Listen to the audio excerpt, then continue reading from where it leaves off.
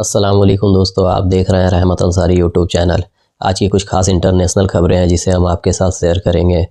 इस वक्त middle east के हालात काफ़ी ख़राब हैं। जैसा कि मैं आपको पहले ही बताता रहा हूं कि इस वक्त पूरे दुनिया में अगर सबसे ज़्यादा कहीं हालात ख़राब हैं तो वह मिडिल ईस्ट के हालात हैं। मिडिल ईस्ट में एक के बाद एक देश पर आफत आ रही है, क्योंकि एक देश पर अगर परेशानी टल रहा है तो फिर दूसरा देश मिडिल ईस्ट का नए परेशानी में आ जा रहा है। इस वक्त मिडिल ईस्ट में ईरान और अमेरिका के बीच जो तनाव चल रहा है, और ऐसा लग रहा है कि अमेरिका किसी भी वक्त ईरान पर अटैक करेगा, जो कि खबरें और अमेरिकी नौसैनिक मूवमेंट को देखकर ऐसा ही लग रहा है। ईरान और अमेरिका के बीच जो तनाव चल रहा है वह काफ़ी तल्ख और काफ़ी ख़तरनाक होता हुआ दिखाई दे रहा है। वहीं एक तरफ ईरानी अधिकारी ने अभी एक बयान देते हुए कहा है कि इनडायरेक्ट तौर पर अमेरिका और ईरान के बीच जो संपर्क है उससे पता चल रहा है कि अमेरिकी राष्ट्रपति डोनाल्ड ट्रंप ने ईरान को एक ऐसा मैसेज और संदेश भेजा है जिसमें उन्होंने कहा है कि वह ईरान पर हमला नहीं करने वाले हैं, और वह इस बारे में सोच भी नहीं रहे हैं कि वह ईरान पर हमला करने जा रहे हैं। लेकिन जिस तरह के माहौल इस वक्त ईरान और अमेरिका के बीच क्रिएट हो चुके हैं, इस बात से किसी को भी इनकार नहीं है कि अमेरिका ईरान पर हमला नहीं करेगा, क्योंकि अमेरिका जो सबसे बड़ी अपॉर्चुनिटी खोज रहा था ईरान पर हमला करने का, वह उसे मिल चुका है। और अमेरिकी राष्ट्रपति डोनाल्ड ट्रंप ने कहा था कि अगर ईरान की सरकार अपने ईरानी प्रोटेस्टर्स पर गोलियां चलाती हैं या उन पर दमनकारी नीति अपनाती है तो इस पर अमेरिका एक्शन लेगा और वह ईरान पर हमला करेगा। लेकिन यहाँ पर सोचने वाली बात यह है कि ऐसा तो हर देश में ही होता है कि वहाँ की जनता कभी न कभी अपने सरकार के खिलाफ सड़कों पर आती है, महंगाई की वजह से, बेरोजगारी की वजह से या किसी भी प्रॉब्लम की वजह से। जब जनता अपनी सरकार से उब जाती है तो वो प्रोटेस्ट करती है सड़कों पर निकल कर। तो इस बात में हमला करने वाली क्या बात है, और अमेरिका इतना उतावला क्यों है ईरान पर हमला करने के लिए? तो आपको यह पता होना चाहिए कि इस वक्त ईरान ही ऐसा देश है जो वेनेजुएला के बाद सबसे बड़ा तेल का सप्लायर है, जो मिडिल ईस्ट में सबसे कम दामों में चीन और रूस को तेल सप्लाई करता है। हालांकि रूस के पास अपने तेल के स्रोत काफ़ी मौजूद हैं, लेकिन फिर भी रूस वेनेजुएला और ईरान से काफ़ी तेलें खरीदता था। लेकिन वेनेजुएला पर अमेरिकी कब्जे के बाद अब ईरान ही ऐसा देश बचा है जो रूस और चीन को सस्ते दामों में या सामानों के बदले में तेल उपलब्ध करा रहा था। और इसी वजह से ईरान रूस और चीन के लिए काफ़ी महत्वपूर्ण देश है, क्योंकि मिडिल ईस्ट के ज़्यादातर देश अमेरिकी सपोर्टर्स हैं, या फिर मिडिल ईस्ट में ज़्यादातर देशों में अमेरिका के मिलिट्री बेस कायम है। लेकिन मिडिल ईस्ट में ईरान ही ऐसा देश है जिसका अमेरिका से बिल्कुल भी नहीं बनता, और वह रूस और चीन के ब्लॉक में रहना ज़्यादा पसंद करता है। बस यही बात अमेरिकी राष्ट्रपति डोनाल्ड ट्रंप को काफ़ी खल रहा है, क्योंकि चीन और रूस एक ऐसे उभरते हुए देश हैं जो सीधा अमेरिका को टक्कर देने की तैयारी कर रहे हैं। और अमेरिका यहाँ पर अपने बराबरी के देश रूस और चीन से लड़ने के बजाय रूस और चीन के स्रोतों पर हमले कर रहा है, क्योंकि अमेरिका अच्छी तरह से जानता है कि ईरान रूस और चीन के तेल का सबसे बड़ा स्रोत है, और ईरान रूस और चीन का मिडिल ईस्ट में सबसे मजबूत साथी है। अगर ईरान को अमेरिका किसी भी बहाने से अपने अंडर में ले लेता है और वहाँ के रिजीम को चेंज करके वहाँ पर नए राष्ट्रपति रजा पहलवी, जो अमेरिकी सपोर्टर्स और इजरायली समर्थक माना जाता है, उसे ईरान का राष्ट्रपति बना देता है, तो इससे अमेरिका ईरान पर भी एक तरह से अपना कंट्रोल हासिल कर लेगा। और बस इन्हीं चीज़ों के लिए अमेरिकी राष्ट्रपति डोनाल्ड ट्रंप ईरान को कैप्चर करने की तैयारी कर रहा है। लेकिन इस वक्त अमेरिकी राष्ट्रपति Donald Trump double political mind के साथ चलते हुए दिखाई दे रहे हैं। एक तरफ तो आज कुछ मीडिया चैनल्स वाले ने अमेरिकी राष्ट्रपति डोनाल्ड ट्रंप से सवाल पूछा कि क्या वह ईरान पर डायरेक्ट हमला करने जा रहे हैं, तो इसके जवाब में डोनाल्ड ट्रंप ने कहा है कि वह ईरान पर हमला करने नहीं जा रहे हैं, और ना ही उनका कोई ऐसा मकसद है। लेकिन हाँ, अगर ईरान के प्रोटेस्टर्स पर ईरानी सरकार गोलियाँ चलाती है या उन्हें पकड़कर कोई ठोस कार्रवाई की जाती है, जैसे फांसी देना या उन्हें किसी भी तरह से कत्ल करवा देने की कोशिश ईरानी सरकार करती है, तो इस पर अमेरिका ज़रूर रिएक्ट करेगा, और वह बिना बताए ईरान पर अटैक करके वहाँ की सरकार को सत्ता से बेदखल कर देगा। तो कहीं ना कहीं डोनाल्ड ट्रंप ने जाने अनजाने में यह भी कबूल किया है कि वह ईरान पर हमला करने वाले हैं, और कहीं ना कहीं डोनाल्ड ट्रंप ने यह भी कहा है कि वह डायरेक्टली ईरान पर हमला नहीं करेंगे। वह ईरान पर हमला करने के लिए रीजन्स की तलाश में है, जिसमें अमेरिका, इजराइल और जर्मनी जैसे देशों ने मिलकर ईरान में चल रहे विरोध प्रदर्शन में अपने लोगों को घुसाकर जिस तरह से माहौल को दंगापूर्ण बनाया था और ईरान में ऐसे हालात क्रिएट कर दिए थे जैसे लग रहा था कि ईरानी प्रदर्शनकारी जो हैं वह ईरान की सरकार के खिलाफ हैं और वह मस्जिदों को आग लगा रहे थे, दंगा भड़का रहे थे और आपस में लोगों को मार रहे थे। और यहाँ तक कि ये दंगाई ईरान के सरकारी अधिकारियों और बड़े बड़े नेताओं को टारगेट करना शुरू कर दिए थे। जिसके बाद जब ईरान की सरकार ने इन प्रदर्शनकारियों में से चुन चुन कर दंगाइयों को पकड़ना शुरू किया, तब एक के बाद एक ऐसी खबरें निकलकर सामने आने लगी जिससे यह साफ हो गया कि अमेरिका, इजराइल और जर्मनी ने मिलकर ईरान के खिलाफ एक बड़ी साजिश की थी,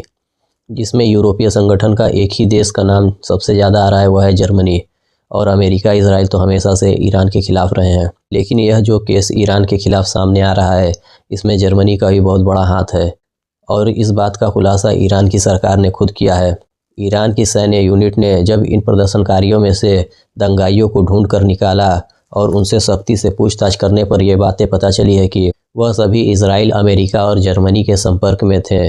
और उन्हें इन देशों से काफ़ी बड़ी फाइनेंशियल मदद मिल रही थी, जिससे वह ईरान में इस दंगे को भड़का रहे थे। ईरानी खुफिया एजेंसी के इस खुलासे के बाद अमेरिका और इजराइल जो ईरान में दंगा भड़काने की कोशिश कर रहे थे और वहाँ के हालात जो पूरी तरह से ख़राब कर कर वहाँ की सरकार को बदलने की कोशिश कर रहे थे, उसमें पूरी तरह से नाकाम हुए हैं। और इसी बात को लेकर इजरायली प्रधानमंत्री बेंजामिन नेतन्याहू और डोनाल्ड ट्रंप काफ़ी नरम पड़ते हुए दिखाई दे रहे हैं, क्योंकि ईरान में अब हालात इतने सामान्य हो गए हैं कि ईरान की जो जनता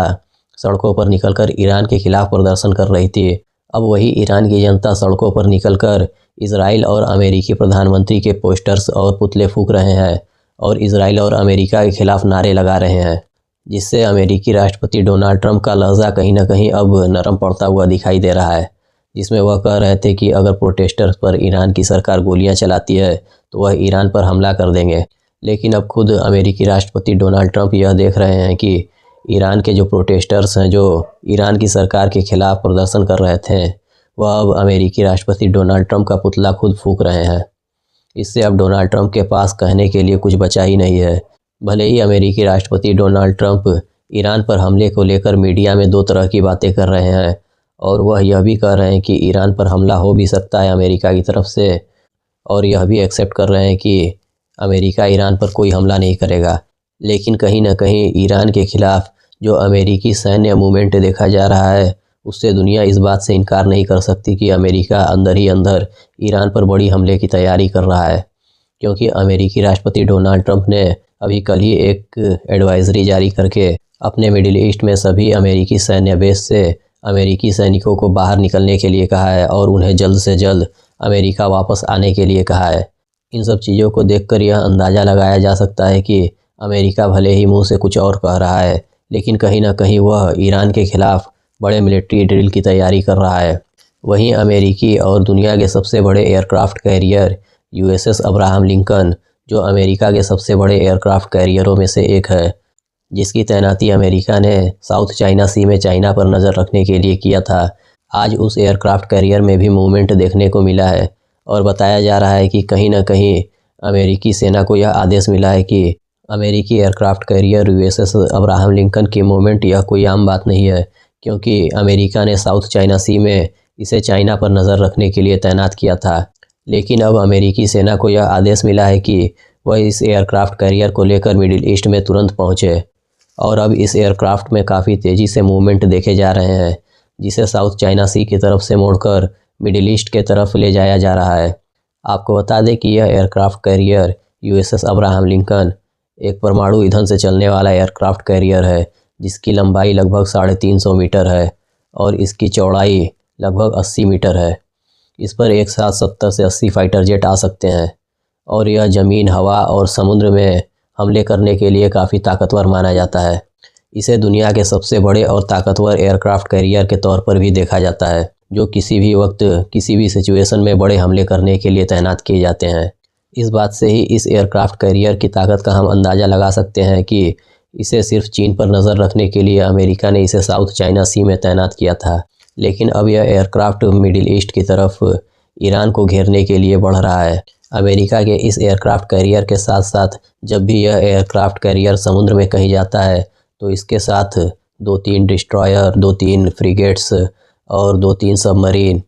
जोड़ों में एक साथ एक यूनिट के तौर पर सफ़र करते हैं और यह आपस में एक दूसरे की हिफाजत के लिए और एक दूसरे जहाज़ों पर नज़र रखने के लिए कि कोई और देश के सबमरीन जैसे चीन और रूस के सबमरीन अमेरिकी एयरक्राफ्ट कैरियर को निशाना न बना सके। इस एयरक्राफ्ट कैरियर के साथ अमेरिका हमेशा इन यूनिट्स को साथ रखता है, जिससे रूस और चीन जैसे बड़े देश इस एयरक्राफ्ट कैरियर को नुकसान न पहुंचा सकें, क्योंकि यह एयरक्राफ्ट कैरियर काफ़ी महंगा और काफ़ी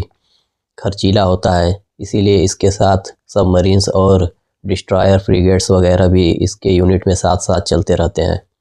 लेकिन अब यूएसएस अब्राहम लिंकन के साथ साथ इस यूनिट में शामिल सभी सबमरीन्स फ्रिगेट्स वगैरह सब मिडिल ईस्ट की तरफ रवाना हो गए हैं और वह कुछ ही दिनों में मिडिल ईस्ट में ईरान को घेरने के लिए पहुंच रहे हैं। वहीं अमेरिका के इस जंगी सनक को देखते हुए और एक के बाद एक देश पर कब्जा करने की अमेरिकी प्लानिंग को देखते हुए इस वक्त रूस और चीन भी ईरान को बचाने के लिए पूरी तरह से अपनी कोशिशों में लगे हुए हैं और ईरान में इस वक्त लगातार रूस और चीन के एयरक्राफ्ट कैरियर उतरते हुए दिखाई दे रहे हैं। सूत्रों के हवाले से खबरें आ रही हैं कि रूस और चीन बड़ी मात्रा में जंगी सामान ईरान को पहुंचा रहे हैं, जिससे ईरान अपने डिफेंस को मजबूत कर सके और किसी भी वक्त अमेरिकी हमले के जवाब के तौर पर ईरान भी पलटवार करते हुए अमेरिका को ठोस जवाब दे सके। इसके लिए रूस और चीन ने ईरान को ऐसे मिसाइल और ऐसे डिफेंस सिस्टम भेजना शुरू कर दिया है जिससे ईरान अपने डिफेंस सिस्टम को मजबूत कर ले और ईरान हमला होने की स्थिति में अमेरिका को कड़ा जवाब दे। ईरान के साथ साथ अमेरिकी राष्ट्रपति डोनाल्ड ट्रंप का ग्रीनलैंड पे भी जिस तरह से दावा किया जा रहा है और वह मीडिया में खुलेआम कह रहे हैं कि वह किसी भी कीमत पर ग्रीनलैंड पर कब्जा करना चाहेंगे और ग्रीनलैंड पर कब्जा करने के लिए डोनाल्ड ट्रंप ने यूरोपीय और नाटो देशों को चीन और रूस का डर दिखाते हुए कहा है कि अगर वह ग्रीनलैंड पर कब्जा नहीं करेंगे तो आने वाले वक्त में रूस और चीन ग्रीनलैंड पर कब्जा कर सकते हैं। इसीलिए ट्रंप ने कहा है कि आने वाले वक्त में वह नहीं चाहते हैं कि रूस और चीन ग्रीनलैंड पर कब्जा करें, इसीलिए वह ग्रीनलैंड पर कब्जा करना चाहते हैं जिससे ग्रीनलैंड और नाटो को और सेफ बनाया जा सके। लेकिन कहीं ना कहीं यूरोप के देश अब काफ़ी समझदार होते हुए दिखाई दे रहे हैं और अब वे अमेरिका के इस तरह के बातों में आना छोड़ दिया है कि ग्रीनलैंड पर चीन और रूस कब्जा कर लेंगे, इस वजह से अमेरिका कब्जा कर ले तो बेहतर होगा। ऐसा लग रहा है कि यूरोप अब इतना समझदार हो गया है कि वह अमेरिका के किसी भी बहकावे में आकर ग्रीनलैंड को अमेरिका के हाथों नहीं जाने देगा। और इसके लिए डेनमार्क की राष्ट्रपति ने यह ऐलान भी कर दिया है कि अगर अमेरिका ग्रीनलैंड पर हमला करता है तो इससे यूरोपीय यूनियन और नाटो संगठन टूट जाएगा और जो अमेरिका के साथ जाना चाहता है अमेरिका के साथ चला जाए और जो यूरोपीय देशों के साथ रहना चाहता है वह यूरोप के साथ रहकर ग्रीनलैंड की हिफाजत करेगा। अमेरिका के इन्हीं चालाकियों और कब्जे वाली नीति को देखते हुए नाटो को भी यह समझ में आ गया है कि अमेरिका किसी भी वक्त ग्रीनलैंड पर बड़े हमले कर सकता है और इसे कब्जा करने के लिए अपनी सेना को उतार सकता है। इसीलिए आज नाटो के कई सदस्य देश ग्रीनलैंड में धीरे धीरे अपनी सेना को उतारना शुरू कर दिया है, जिसमें सबसे पहले डेनमार्क ने अपनी सेना को ग्रीनलैंड की ज़मीन पर उतार दिया है। इसके बाद फ्रांस, ब्रिटेन समेत कई यूरोपीय देशों ने भी धीरे धीरे ग्रीनलैंड में अपनी सेना को भेजना शुरू कर दिया है। यह कहीं ना कहीं अमेरिका के खिलाफ नाटो का एक खुला जंगी ऐलान है, क्योंकि अमेरिका जिस तरह से नाटो को जलील कर रहा है, इसके अलावा अमेरिकी राष्ट्रपति डोनाल्ड ट्रंप ने यहाँ तक मीडिया में कह दिया है कि नाटो संगठन अमेरिकी सेना और अमेरिकी मदद के बगैर कुछ भी नहीं है। इससे नाटो में शामिल सभी यूरोपीय देश इस वक्त अमेरिका से काफ़ी नाराज़ हैं, क्योंकि अमेरिका नाटो के और सभी देशों को कोई अहमियत ही नहीं दे रहा है